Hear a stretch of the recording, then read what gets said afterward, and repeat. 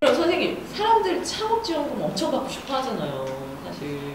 정말 저는 다시 되묻고 싶어요, 여러분들한테. 창업을 정말 왜 하려고 하십니까? 돈 벌려고 하죠. 근데 이 창업 자금을 받는 게 꼭 돈을 버는 것과 직결되지는 않습니다. 너무 언론과 미디어에서 창업을 장려하는 분위기인데요.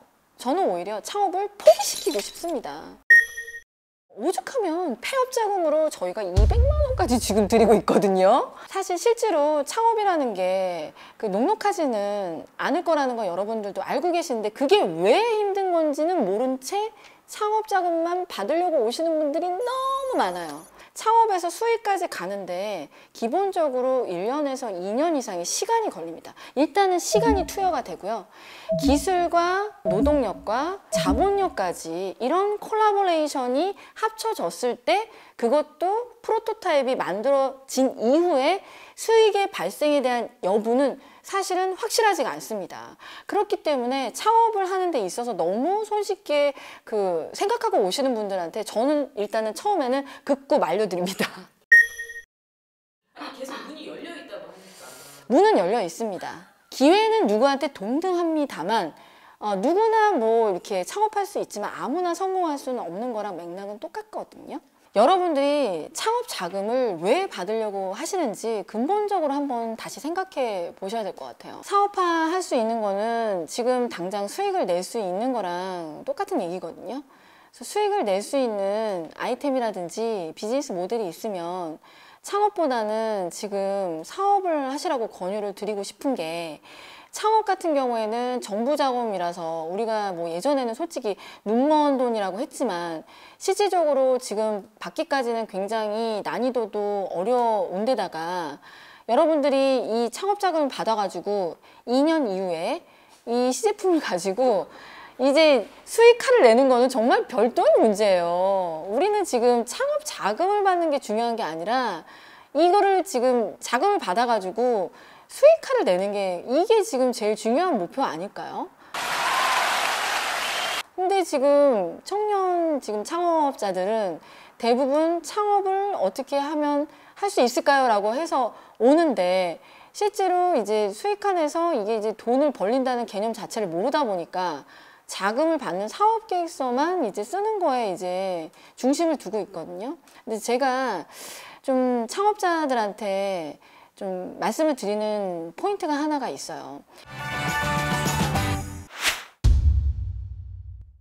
여러분들이 만약에 정부 자금을 받겠다고 하신다면 여러분들은 약간 미래를 예측하는 예지인이 되셔야 됩니다. 그 이유는 뭐냐면, 여러분들이 창업 자금을 받으면 보통은 기술 창업에 관련된 부분에 있어서 금액을 제일 많이 받거든요. 청년 창업자는 지금을 기준으로 해서 중기벤처부에서 청년 창업 사관학교 같은 데에서도 1억 원 정도를 주고요. 여러분들이 컨소시엄으로 만약에 했을 때는 초기 자금으로는 1억에서 2억 정도까지 받을 수 있는데, 기본적으로 1년이라는 시간을 저는 이제 소모가 된다고 표현을 하거든요.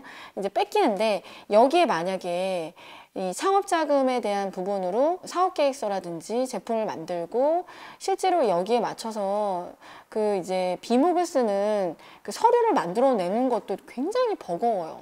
해본 적이 거의 없거나 아니면 하셨다고 하더라도 이거를 안 해보신 분들은 너무 힘들어 하시거든요. 자금 받아서 쓰는 거에만 집중을 하면 실제로 2년 뒤에는 시장 환경이라든지 그다음에 이제 경쟁사 자체가 틀려질 수가 있거든요.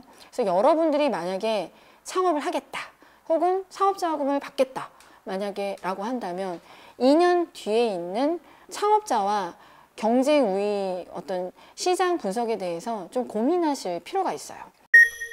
처음에는 사실 이 얘기가 이게 무슨 귀신 신나라 까먹는 얘기지?